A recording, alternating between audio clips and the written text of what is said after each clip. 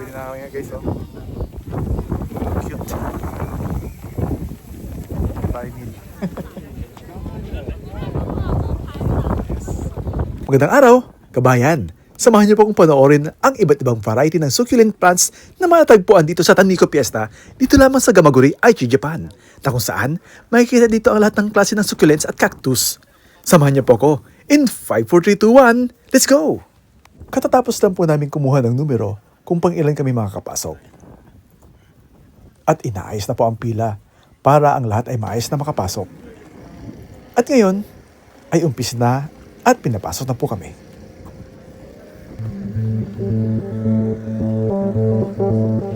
Sa mahihilig po sa mga halaman dyan, sa ating mga plantitas at plantitos na mahihilig magdekorasyon ng bahay. Sa busy sa trabaho, na pag-uwi mo sa bahay, ay may nakaka-relax kang makikita. Para sa inyo po ito mga kababayan. Nawa, magustuhan nyo ang video na to. Dito kami ngayon guys na kung saan may medical check-up ang aming company agency dito sa Gamaguri. At may ginaganap din na malapit dito na mga festival ng halaman. Nakita namin at pumunta kami ng kasamahan ko sa trabaho at napamarites kami kung bakit maraming mga food cart at maraming taong pupunta.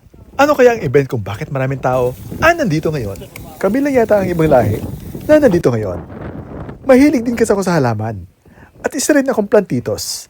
Pati kasamahan ko sa trabaho at ito na nga ang kanilang pinakakaguluhan kundi ang halaman na succulents na gustong-gusto ng mga Hapon. Bakit nga ba gusto nilang mag-alaga ng halaman na ito? Dahil sa perpekto para sa maliliit na espasyo, maraming tao ang nakatira sa mga apartment dito sa Japan na may limitadong espasyo.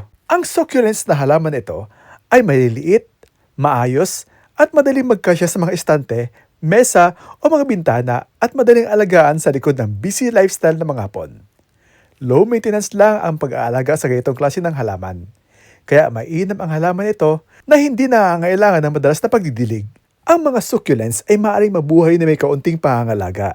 Naka-aesthetic appeal o pinahahalagahan ng mga kulturang Hapon ang pagiging simple at kagandahan. Ang mga succulents ay tumutugma sa mga estilo tulad ng wabi-sabi na ang ibig sabihin ay pinahahalagahan ang natural, simple at di perfectong kagandahan. Napakaraming tindahan ang madalas mo makikita ang mga halaman na ito dito sa Nihon. Gaya ng Daiso, home center at mga plant boutique.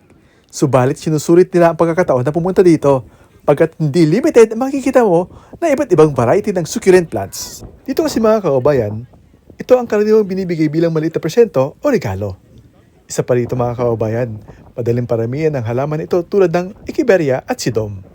Maaari magpatubo ng mga bagong halaman mula sa isang dahon lamang. Isang bagay na kinikiliwan ng maraming Japanese plantitas. Ano bang klaseng halaman ang succulents? Ang mga succulents ay cacti. Ang mga succulents ay isang malawak na kategorya ng mga halaman na may makapal at mataba na mga tissue na idinisenyo upang mag-imbak ng tubig para sa kaligtasan ng tagtuyot. Ang mga cacti o cactus ay isang partikular na pamilya ng succulent o cactaceae na inilalarawan sa pamamagitan ng pagkakaroon ng areolae. Yung maliit na parang unan na may bundok kung saan tumutubo ang mga tinik, buhok o mga bulaklak. Yan din na, meron din malaki ganyan. Meron doon? Parang rose, no? Rose cactus ang tawag yun eh. May parang rose talaga andun. Napakaganda. Grabe. Galing, no? Yan ang gusto, yan ang ganda. Sa isang pot, iba-iba. Parang landscape siya. Sa Botaneia, ang mga halamang succulent na kilala rin bilang mga succulents ay mga halaman na may mga bahaging makapal ang dahon at may katas na malapot at klase ng puno, kadalasan upang mapanatili ang tubig sa mga tigang ng klima o kondisyon ng lupa. Ang mga succulent mga kababayan ay maaaring mag-imbak ng tubig sa iba't ibang struktura tulad ng mga dahon at tangkay. Matatagpuan ang mga tirahan ng mga halamang ito na nagpoprotekta ng tubig ay kadalasan sa mga lugar na may mataas na temperatura at mababa ang ulan, tulad ng mga disyerto.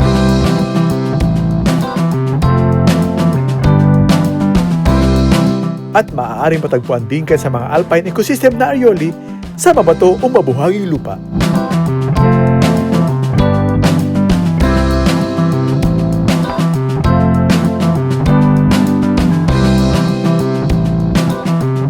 rin ay kadalasang itinatanim bilang mga halamang ornamental. Dahil sa kanilang kapansin-pansin at hindi pangkaraniwang anyo, pati na rin ang kanilang kakayahang lumago na may kaunting pangangalaga.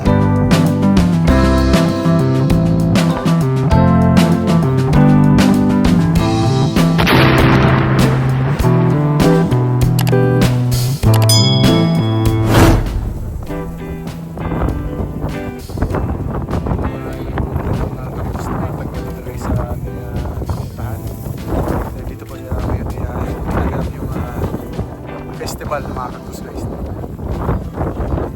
Napakalakas na hangin guys, kaya yung salita ko ay hindi masyado marinig. At hangin lang ang sumasapaw sa aking boses. Para siya sa t-shirt, ano? Ito parang corals.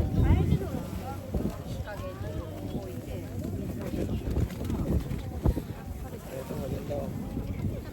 Cactus na maliit. Mabata pa yung tinig niya. Medyo malakay. 1,000 guys. Presyo niya ay 1,000. Ganyan siya guys, kamahal. Pero magandang siya tingnan.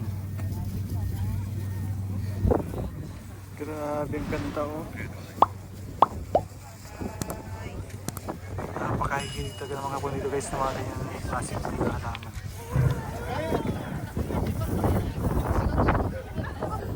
Pastel color. Ay, yan. Lupit ng mga color. Parang grapes oh. Pudo. Parang ano yan yung sa dagat na no? Yung kinakain ito.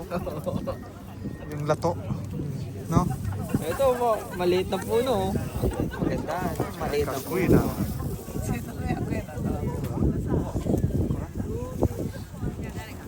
Nasa yung hako. 700.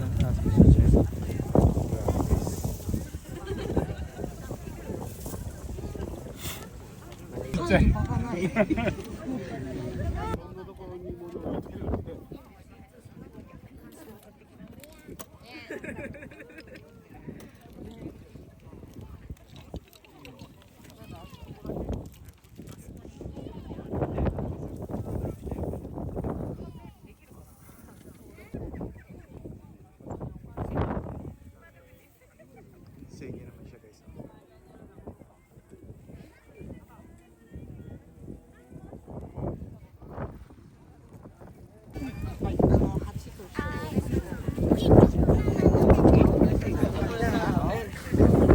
Malaki na. Meron na laki.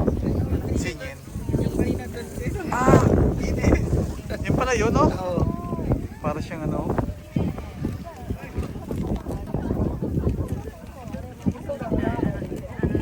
Grabe, ganda guys. Ako niya yung klase na cactus.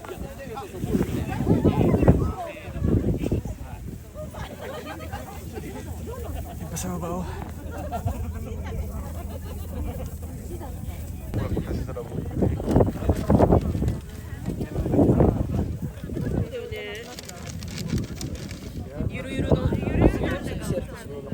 T-shirt to. Pinalo na lang din kasi pwede pa lang mabuhay sa mga maliliit eh.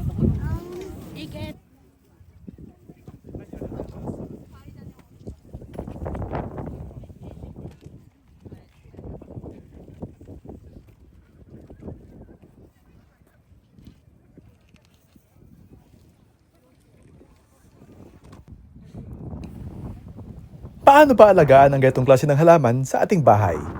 Kailangan ay masisinagan ng 6 na oras araw-araw. Gumamit ng lupang mabilis patuyuin ng tubig, gaya ng lupa na may kasamang buhangin na mabato. At diligan ng mabuti kapag ang lupa ay ganap na tuyo. Kadalasan, bawat 1 linggo hanggang 2 linggo bago mo diligan. Iwasan ang labis na pagdidilig na nagiging sanhi ng pagkabulok ng mga ugat. Gumamit ng mga paso na may mga butas na paagusan at siguraduhing maayos ang daloy ng hangin. Ilagay sa mainit at maaraw na mga lugar at iwasan ang nagyayelong temperatura. At ito pala mga kaubayan, yung klase ng succulents. Ito yung mga succulents cacti, saguaro, prickly pear, Christmas cactus, at barrel cactus. Ito naman ang mga succulents na hindi cactus. Aloe vera, Echeveria, sedum, at jade plant.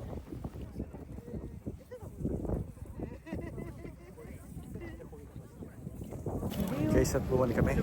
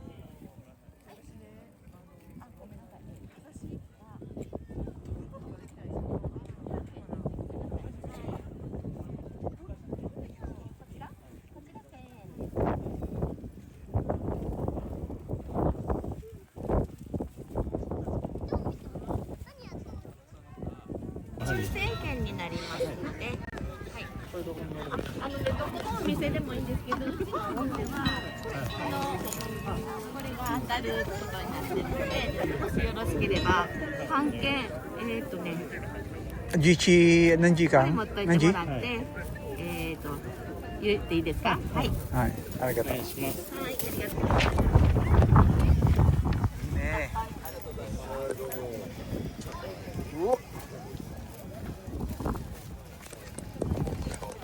ねYan maganda siya guys na pagsasama-sama mo. Ay, sibu. Tamanigi. Mitay. 違うか。似てるんですけど、いいね。そうなんですよ。でも球根なので、ここからシュッと葉っぱが伸びてきて花が咲いてる。キリコ。そうなんですか。めっちゃ似てる。めっちゃ似てる。みんな玉ねぎ使います。そうなんですか。ファミリーね、ファミリー。ファミリー。玉ねぎファミリー。あ、もう玉ねぎの仲間かも。似たような感じ。あ、そっか。いいね。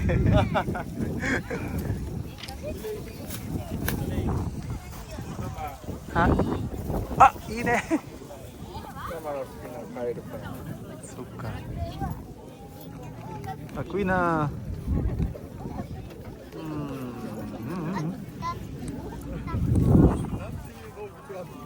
赤花熊ってアライグマ。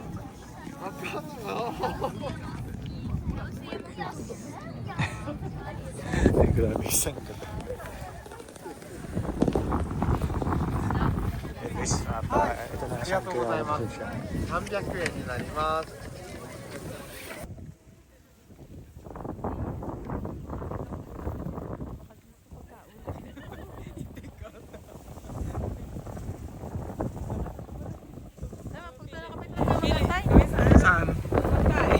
Sige, sige.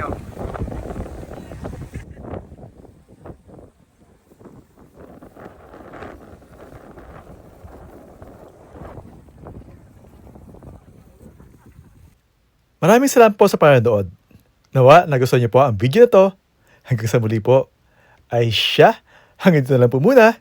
God bless everyone. Bye! Thanks for watching. Please like and share.